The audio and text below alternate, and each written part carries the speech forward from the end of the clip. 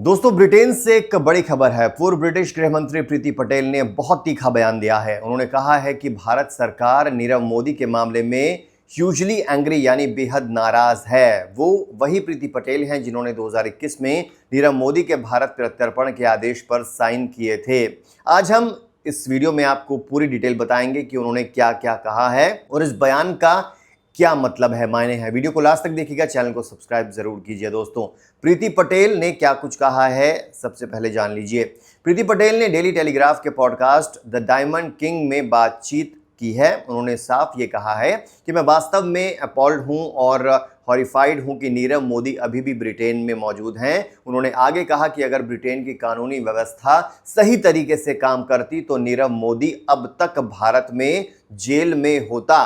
प्रीति पटेल के अनुसार भारत सरकार इस देरी से काफी गुस्से में है, ह्यूजली एंग्री, और इस नाराजगी का असर भारत ब्रिटेन संबंधों पर भी पड़ रहा है।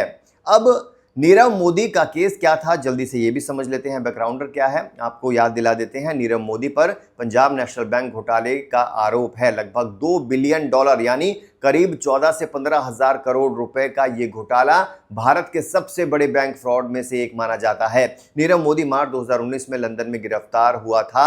अप्रैल 2021 में प्रीति पटेल ने ही उसके प्रत्यर्पण के आदेश पर साइन किया था। उसके बाद नीरव मोदी ने कई बार कोर्ट में अपील की है, मानवाधिकार का हवाला भी दिया, स्वास्थ्य का बहाना भी बनाया। सालों तक कानूनी प्रक्रिया चलती रही। आज भी वो ब्रिटेन की जेल में बंद है। 7 साल बीत गए हैं दोस्तों, लेकिन भारत नहीं पहुंचा है वो।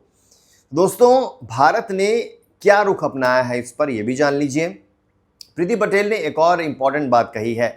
दावा किया है प्रीति पटेल ने कि नीरव मोदी के प्रत्यर्पण में देरी की वजह से भारत ने ब्रिटेन से अवैध भारतीय प्रवासियों को वापस लेने में रुख सख्त कर दिया था।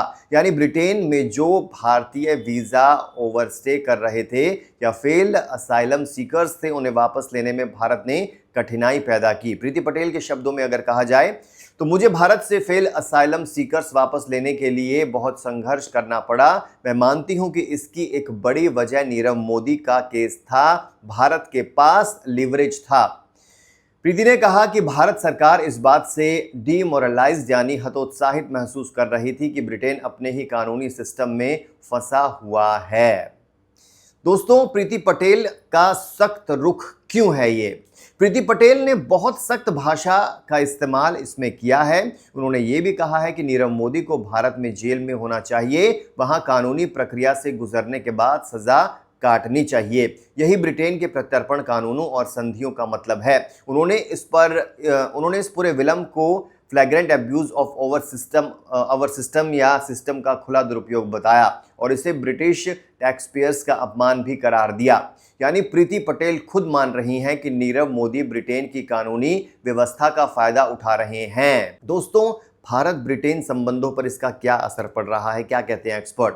ये बयान इसलिए भी इंपॉर्टेंट है क्योंकि प्रीति पटेल खुद ब्रिटिश भारतीय मूल की हैं। दोस्तों, उन्होंने 2019 से 2022 तक गृह मंत्री का पद संभाला था। उनके मुताबिक नीरव मोदी का केस दोनों देशों के बीच चर्चाओं में बार बार आता रहा है और इसने प्रवासन जैसे मुद्दों पर सहयोग को भी प्रभावित किया है। प्रीति पटेल ने कहा है कि जब तक ऐसे हाई प्रोफाइल मामलों में एक्शन नहीं दिखता तब तक भारत सहयोग करने में हिचकिचाता रहेगा।